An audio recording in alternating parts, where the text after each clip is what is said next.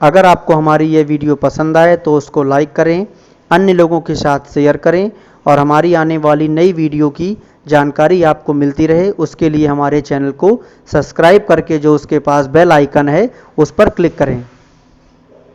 नमस्कार, आप सभी लोगों का स्वागत है हमारे YouTube चैनल मास्टर ट्रेनर पे। और आज हम देखने वाले हैं कैसे मैक्रो और एडवांस फ़िल्टर की हेल्प से हम एक प्रॉब्लम जो हमारे एक व्यूअर ने हमें सेंड की थी उसको हम सॉल्व करते हैं। यहाँ पे एक्चुअली टोटल यूज़ होगा मैक्रो और एडवांस फ़िल्टर का। ये एडवांस एक्सेल का पार्ट है। तो चलिए शुरू करते हैं। जैसा कि आप देख सकते हैं मेरे सिस्टम पे एक एक्सेल शीट है बोरोवर डाटा के नाम से। इसको ओपन करते हैं। प्रॉब्लम क्या है हमारे सामने, सबसे पहले उसको रीड कर लेते हैं। मेरे द्वारा बहुत सारे लोगों को अलग अलग समय पर अलग अलग राशि अलग अलग समय के लिए उधार दी गई थी। अब आज की स्थिति में उन लोगों के ऊपर बकाया राशि एवं उनको दिए गए समय में से कितना शेष है, कितने लोगों का रुपया देने का समय निकल चुका है एवं कितने लोगों द्वारा अपनी राशि समय अनुसार अदा कर दी गई है, ये सब जानकारी एडवांस फ़िल्टर और मैक्रो की हेल्प से हम एक सिंगल क्लिक में प्राप्त कर लेंगे। सबसे पहले मैं करके दिखा देता हूँ एक्चुअली कि हम करने क्या वाले हैं, जिससे आप लोगों का टाइम वेस्ट बिल्कुल भी ना हो। कुछ टर्म्स हैं जो मैंने अपने एक्सेल शीट पे यूज़ कर रहा हूँ। इन टर्म्स के जो मीनिंग है वो मैंने इस शीट पे यहाँ पे लिख दिए हैं उनके सामने। तो अगर किसी को अंडरस्टैंड करने में कोई प्रॉब्लम है तो वो इसको रीड कर सकता है। बाकी मैं बताता जाऊँगा कि एक्चुअली चीज़ क्या है। तो यहाँ पे मैंने एक एक्सेल शीट बनाई हुई है।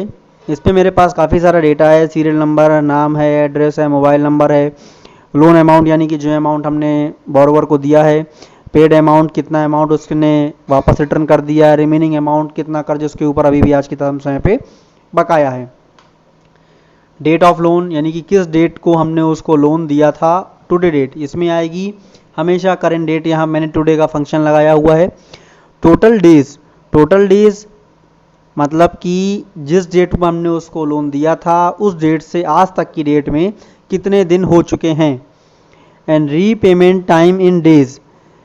ये एक रीपेमेंट सेट किया था जब उस बोरोवर को हमने पैसा दिया था कि आपको इतने समय के अंदर पैसा जो है वो चुकाना है।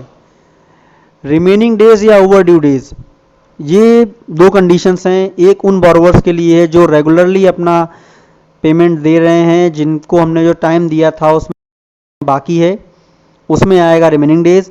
और ऐसे लोग जिनका पैसा जमा करने का जो समय है वो निकल चुका है, उसमें आएगा ओवर ड्यू डेज, कि कितना डेज ओवर ड्यू चल रहे हैं। और लास्ट में स्टेटस ऑफ बोरोवर, ये हमें फाइंड करना है एक्चुअली कि कितने हमारा जो है बोरोवर्स वो रेगुलर चल रहे हैं और कितना उनके पास टाइम बचा है पैसा चुकाने के लिए, और कितने हमारे डिफॉल्टर बोरोवर्स हैं और कितना ज़्यादा टाइम वो हमारा खर्च कर चुके हैं, उनको जो टाइम दिया था उसमें कितना दिन और वो ले चुके हैं। तो ये सब फाइंड करने के लिए हमने एक मैक्रो का प्रोग्राम बिल्ड किया हुआ है। अगर हमें ये देखना है कि हम आज के टाइम पे कितने रेगुलर हैं और कितने लोगों का इनमें रेगुलर बोरोवर्स में से टाइम बचा हुआ है पैसा चुकाने का, तो हमें जस्ट क्लिक करना है रेगुलर पे और हमारे सामने की एक्सेल शीट क्रिएट होकर आ जाएगी। रिमेनिंग डेज के ऑर्डर में उसको शॉर्ट किया हुआ है। तो जैसे कि ये बोरोवर है आलोक रंजन, इसका स्टेटस अभी रेगुलर है, इसको हमने पैसा इस तारीख में दिया था और आज की तारीख ये है। टोटल जो है 12 दिन हो चुके हैं, 15 दिन का टाइम दिया था हमने इसको, 3 दिन अभी इसके और बचे हुए हैं। तो ये एक फॉलोअप प्रोग्राम के लिए है। दूसरा, अगर हमें देखना है कितने ऐसे लोग हैं जो आज के टाइम पे डिफ़ॉल्टर है, सिंगल क्लिक पे हमारे सामने आउटपुट आ गया स्क्रीन पे और हम देख सकते हैं कि कितने लोग डिफ़ॉल्टर है, उनको जो टाइम दिया गया था उससे कितना ज़्यादा टाइम ये लोग ले चुके हैं। तो ये हमारे सामने है, ये हम करने वाले हैं। तो चलिए शुरू से देखते हैं कैसे हम इसको करेंगे। ओके, हमने अब एक ब्लैंक शीट लिया हुआ है जिसमें हमारे पास सिर्फ प्रॉब्लम है, उसका सोल्यूशन नहीं है। तो हम स्टेप बाय स्टेप देखेंगे कैसे हम अपनी प्रॉब्लम को सॉल्व करने वाले हैं। प्रॉब्लम सेम है, ये हमारे पास डेटा है जो अवेलेबल है जिस पे हमें काम करना है।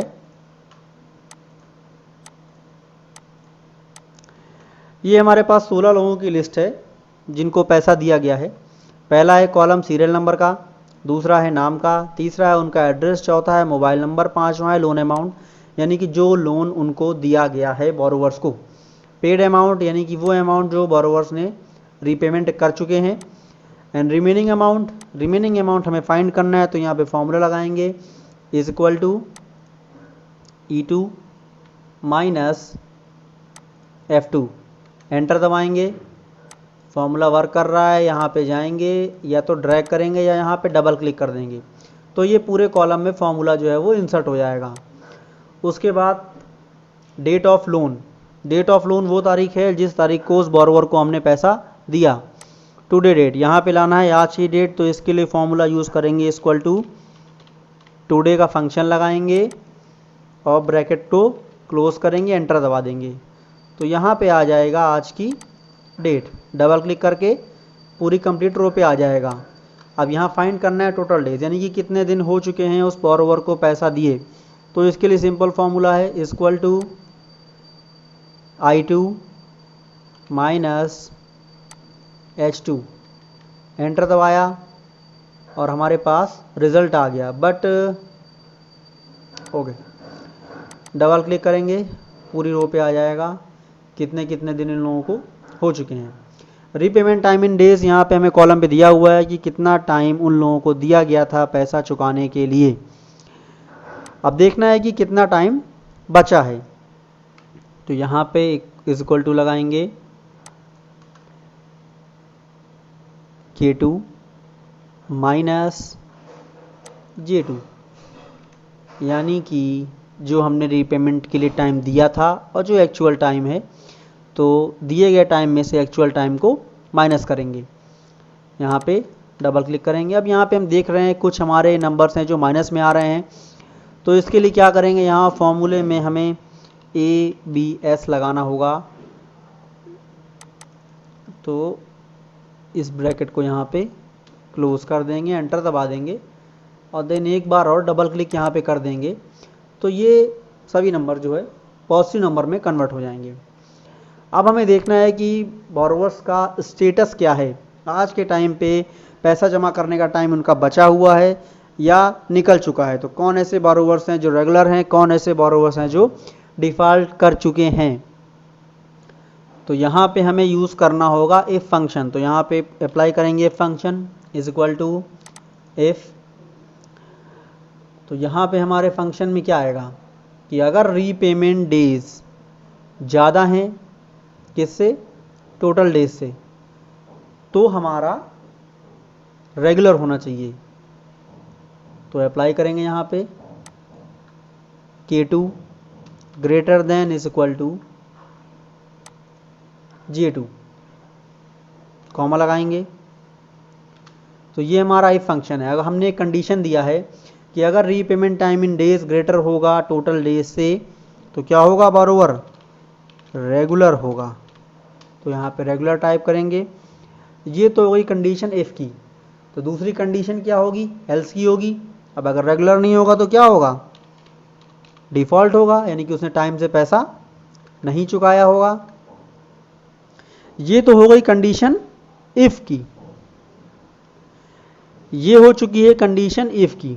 अब हमें एल्स की कंडीशन देखनी है। तो इफ़ की कंडीशन में क्या था कि अगर रीपेमेंट टाइम इन डेज की वैल्यू ज़्यादा होगी टोटल डेज से, दैट्स मीन कि बोरोवर रेगुलर है। तो अगर नहीं होगी दूसरी कंडीशन, तो क्या होगा, डिफ़ॉल्ट होगा। तो यहाँ टाइप करेंगे डिफ़ॉल्टर और इस ब्रैकेट को बंद करेंगे, एंटर दबाएंगे। देखिए यहाँ पे आ गया है डिफ़ॉल्टर।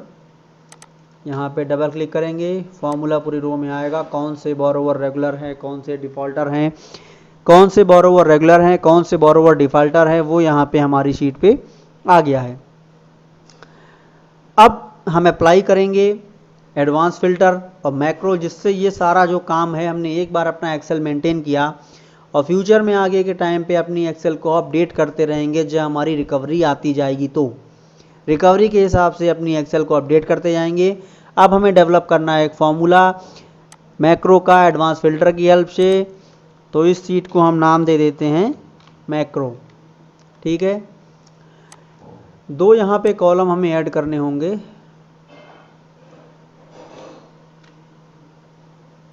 तो यहाँ से हम इसको कॉपी कर लेते हैं, यहाँ ले जाते हैं पेस्ट स्पेशल में, वैल्यू पे क्लिक करते हैं, इसको पेस्ट कर लेते हैं।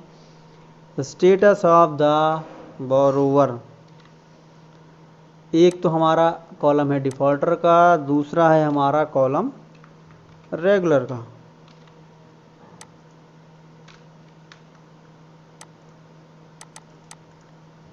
ठीक है, दो कंडीशंस हैं हमारी।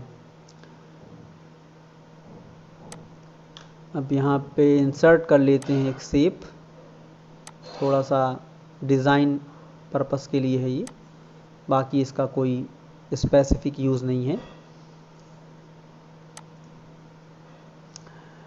डेवलपर टैब पे जाते हैं और यहाँ पे इंसर्ट कर लेंगे दो बटन। एक बटन हम बनाने वाले हैं रेगुलर के लिए, असाइन हम उसे बाद में कर लेंगे, और दूसरा हम बनाने वाले हैं डिफ़ॉल्ट के लिए।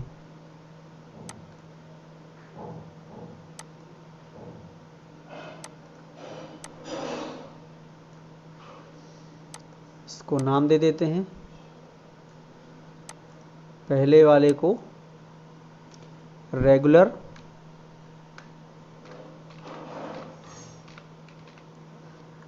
और दूसरे वाले को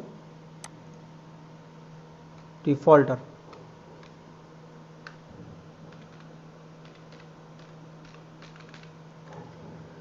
ओके, अब हमें क्रिएट करना है अपना मैक्रो, तो उसके लिए चलते हैं अपनी एक्सेल शीट पे।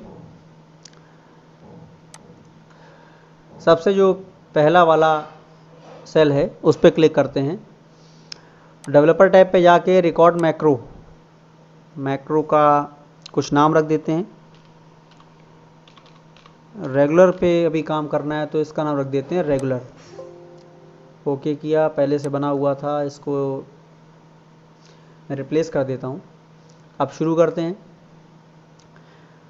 डेटा पे जाएंगे, पहले पूरी सीट जो है वो सेलेक्ट कर लेते हैं, इसको शॉर्ट करेंगे। तो शॉर्ट करेंगे किसके रिस्पेक्ट में, हम remaining days over due days, जिससे क्या होगा कि हमारी जो आउटपुट आएगा वो शॉर्ट फॉर्मेट में आएगा। पहले जो जल्दी ड्यू होने वाले हैं उनकी लिस्ट आएगी, फिर धीरे धीरे करके नीचे बढ़ती हुई।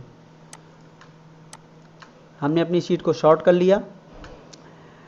इसके बाद एक नई टैब हम ओपन करेंगे, इस पे जाएंगे हम, डेटा में एडवांस फिल्टर पे जाएंगे, तो एडवांस पे क्लिक करेंगे, कॉपी टू अनदर लोकेशन इस पर क्लिक करेंगे, लिस्ट रेंज सेलेक्ट करेंगे।